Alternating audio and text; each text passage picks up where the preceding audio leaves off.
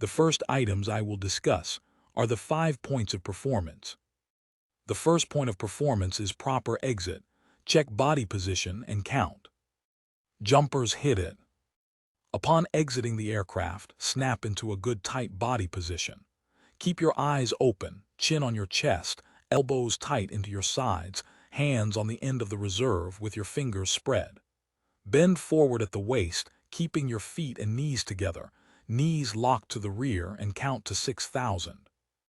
At the end of your 6,000 count, immediately go into your second point of performance. Check canopy, gain canopy control, and immediately compare your rate of descent with your fellow jumpers. Reach up to the elbow lock position and secure the front set of risers in each hand, simultaneously conducting a 360-degree check of your canopy. Your slider should be fully extended and begin to slide down the suspension lines.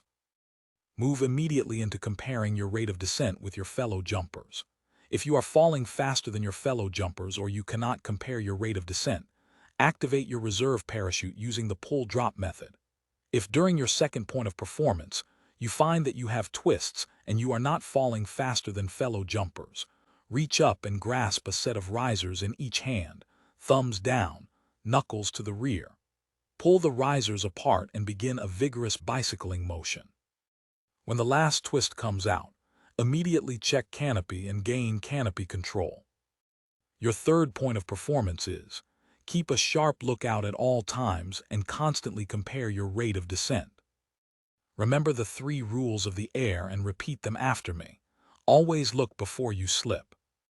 Always slip in the opposite direction to avoid collisions. And the lower jumper always has the right of way. Avoid fellow jumpers all the way to the ground by maintaining a 25-foot separation and continue to compare your rate of descent with fellow jumpers. During your third point of performance, release all appropriate equipment tie-downs. This brings you to your fourth point of performance, which is prepare to land. At approximately 100 feet above ground level or treetop level, look below you to ensure there are no fellow jumpers and lower your equipment. Then slip into the wind. Attempt to utilize the slip assist loops or slip assist tabs and execute a 1 riser slip opposite your direction of drift. You will execute a 1 riser slip by grabbing 1 to 3 arm lengths, depending on the wind, and hold it deep into your chest until you land. If the wind is blowing from your left, reach up with your left hand and grab either riser on the left side and pull a 1 to 3 arm length slip deep into your chest until you land. If the wind is blowing from your front, reach up with either hand and grab either riser on the front side and pull a 1 to 3 arm length slip deep into your chest until you land. If the wind is blowing from your right, reach up with your right hand and grab either riser on the right side and pull a 1 to 3 arm length slip deep into your chest until you land. If the wind is blowing from your rear, reach up with either hand and grab either riser on the rear side and pull a 1 to 3 arm length slip deep into your chest until you land. If you decide to pull a 2 riser slip, secure the risers opposite your direction of drift and pull them deep into your chest. After you have slipped into the wind, you will assume a landing attitude by keeping your feet and knees together, knees slightly bent, elbows tight into your sides, with your head and eyes on the horizon. When the balls of your feet make contact with the ground, put your chin down to your chest and execute a proper parachute landing fall. The fifth point of performance is land. You will make a proper parachute landing fall by hitting all 5 points of contact. Touch them and repeat them after me. Balls of your feet, calf, thigh, buttocks, and the pull-up muscle. You will never attempt to make a standing landing. Remain on the ground and activate both of your canopy release assemblies using either the hand-to-shoulder method or the hand assist method. To activate your canopy release assembly using the hand-to-shoulder method, reach up with either hand and grasp the corresponding safety clip. Pull out and down on the safety clip, exposing the cable loop.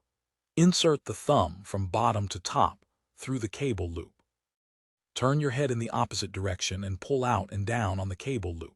To activate your canopy release assembly using the hand assist method, reach up and grasp the corresponding safety clip. Pull out and down on the safety clip, exposing the cable loop. Insert the thumb from bottom to top through the cable loop. Reinforce that hand with the other. Turn your head in the opposite direction and pull out and down on the cable loop. Place your weapon into operation and remove the parachute harness. The next item I will cover is recovery of equipment. Once you are out of the parachute harness, remove all air items from the equipment rings. Unzip and turn the universal parachutist recovery bag right side out. Place the parachute harness inside the universal parachutist recovery bag with the smooth side facing up. Secure the risers and place them under the parachute harness. Non-tactical. Elongate the suspension lines and canopy, removing all debris. Once you reach the bridle line, secure the drogue parachute and deployment sleeve in one hand and begin to figure 8 roll your canopy and suspension lines all the way to the universal parachutist recovery bag, leaving the drogue parachute, deployment sleeve, and bridle assembly on top of the main canopy. Tactical, remain on a knee at the universal parachutist recovery bag. Begin pulling the suspension lines and canopy towards the universal parachutist recovery bag, stuffing them in as you go. Place the drogue parachute, deployment sleeve, and bridle assembly on top of the main canopy. Snap, do not zip, the universal parachutist recovery bag. Place the reserve parachute in the reserve parachute stowage pocket. Secure your equipment. Conduct a 360-degree check of your area and move out to your assembly area. The next item I will cover is the activation of the T-11 reserve parachute. To activate the T-11 reserve parachute, you will use the pull-drop method. Jumpers hit it. Maintain a good, tight body position. Grasp the ripcord handle with either hand. Throw your head back into the rear, pull out on the ripcord handle and drop it. Your reserve parachute will activate. Ensure neither hand is in front of the reserve parachute as it deploys.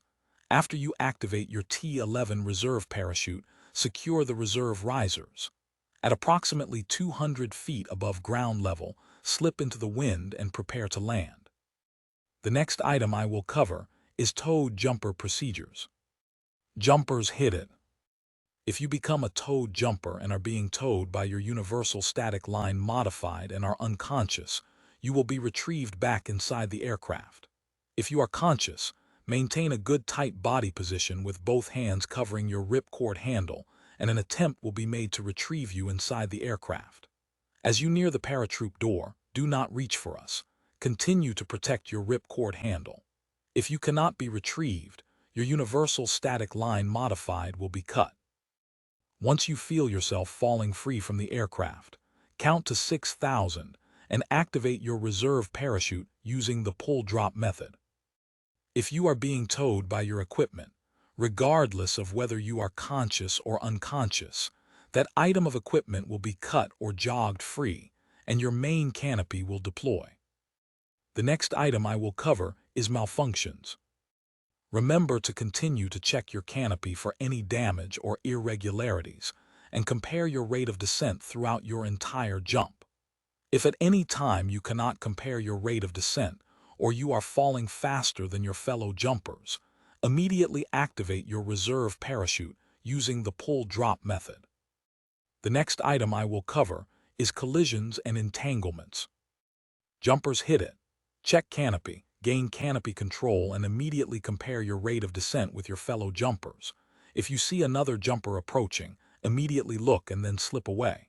If you cannot avoid the collision, assume a spread eagle body position and attempt to bounce off the jumper's canopy or suspension lines and immediately look, and then slip away. If you pass through the suspension lines, snap into a modified position of attention. With either hand, protect your ripcord handle. With the opposite hand, attempt to weave your way out of the suspension lines the same way you entered. Once clear, immediately look, then slip away. If you become entangled, the higher jumper will climb down to the lower jumper using the hand-under-hand method. Once both jumpers are even, they will face each other and grasp each other's left main lift web. Both jumpers will discuss which parachute landing fall they will execute. Both jumpers will conduct the same parachute landing fall. Neither jumper will execute a front parachute landing fall. Both jumpers will continue to observe their canopies all the way to the ground. If one canopy collapses, both jumpers will ride the one good canopy all the way to the ground. If both canopies collapse, both jumpers will immediately turn away in order to create a clear path and activate their reserve parachute using the pull-drop method. Should you find yourself on another jumper's canopy without rolling, use whatever means necessary to get off of the canopy and immediately activate your reserve parachute. Attempt to avoid the 4 corner vents on the canopy. Should you fall through a corner vent, stay where you are and be prepared to conduct a parachute landing fall. If you have another jumper on top of your canopy, continually compare your rate of descent. If you are falling faster than fellow jumpers, immediately activate your reserve parachute using the pull-drop method. The next item I will cover is emergency landings. The first emergency landing I will cover is the tree landing. If you are drifting toward the trees, immediately look, then slip away. If you cannot avoid the trees and have lowered your equipment, look below you to ensure there are no fellow jumpers, and jettison your equipment, making a mental note of where it lands. If you have not lowered your equipment, keep it on you to provide extra protection while passing through the trees. At approximately 200 feet above ground level, assume a good landing attitude by keeping your feet and knees together, knees slightly bent, and chin on your chest. When you make contact with the trees, rotate your hands in front of your face with your elbows high. Be prepared to execute a proper parachute landing fall if you pass through the trees. If you get hung up in the trees and you do not feel you can safely lower yourself to the ground, stay where you are and wait for assistance. If you decide to climb down, jettison all unneeded equipment. Ensure that you maintain your helmet. Activate the quick release in your waistband. With either hand, apply inward pressure on the ripcord assembly. With the opposite hand, remove the top tuck tab. Maintain steady inward pressure, and with the opposite hand, insert it behind the ripcord assembly and apply inward pressure. Grasp the ripcord handle with the opposite hand, pull it and drop it. With both hands, control the activation of the reserve parachute to the ground, ensuring that all suspension lines and risers are completely deployed. Disconnect the left connector snap and rotate the reserve parachute to the right. Attach the left connector snap to the triangle link on your right side. Seat yourself well into the saddle. Activate the quick release in the chest strap and completely remove the chest strap from the chest strap friction adapter. Grasp the right main lift web with either hand below the canopy release assembly, and with the other hand activate the leg strap ejector snaps and climb down the outside of the reserve parachute. Caution must be taken when climbing down the T11 reserve suspension lines because of the slippery coating applied to the suspension lines. Remember, when in doubt, stay where you are and wait for assistance. The next emergency landing I will cover is the wire landing. If you are drifting towards wires, immediately look and slip away. If you cannot avoid the wires, look below you to ensure there are no fellow jumpers and jettison your equipment, making a mental note of where it lands. Ensure that you maintain your helmet. Assume a landing attitude by keeping your feet and knees together, exaggerating the bend in your knees, eyes open, chin on your chest with your back arched. Place the palms of your hands high on the inside of the front set of risers with the elbows locked. When you make contact with the wires, begin a vigorous rocking motion in an attempt to pass through the wires. Be prepared to execute a proper parachute landing fall in the event you pass through the wires. If you get hung up in the wires, do not attempt to lower yourself to the ground. Stay where you are and wait for assistance. The next emergency landing I will cover is the water landing. If you are drifting towards a body of water, immediately look, then slip away.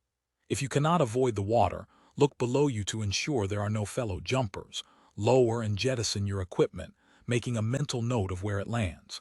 Next, jettison your helmet. Activate the quick release in the waistband. Disconnect the left connector snap and rotate the reserve parachute to the right. Seat yourself well into the saddle and activate the quick release in the chest strap. completely removing the chest strap from the chest strap friction adapter. Regain canopy control. Prior to entering the water, assume a landing attitude by keeping your feet and knees together, knees slightly bent, and place your hands on both leg strap ejector snaps. When the balls of your feet make contact with the water, activate both leg strap ejector snaps, arch your back, throw your arms above your head, and slide out of the parachute harness. Be prepared to execute a proper parachute landing fall if the water is shallow. Swim upwind or upstream, away from the canopy. If the canopy comes down on top of you, locate a seam and follow it to the skirt of the canopy. The next item I will cover is life preservers. When jumping a life preserver and you are unable to slip away from the water, lower your combat equipment, activate your life preserver, then jettison your combat equipment prior to making contact with the water. Be prepared to execute a proper parachute landing fall if the water is shallow. Once in the water, activate both canopy release assemblies. The next item I will cover is night jumps. When conducting night jumps, be sure to give your canopy an extra look. If you have any reason to believe you are falling faster than fellow jumpers, immediately activate your reserve parachute. Maintain noise discipline and a good interval between fellow jumpers.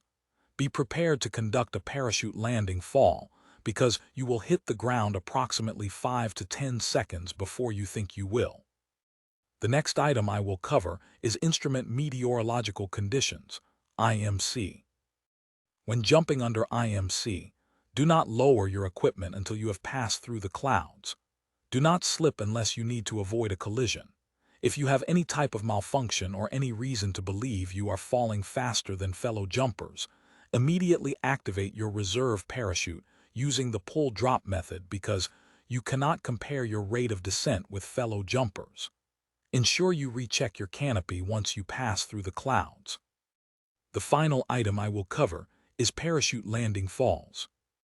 We will now move to the parachute landing fall platform and conduct one satisfactory parachute landing fall in each of the 4 directions.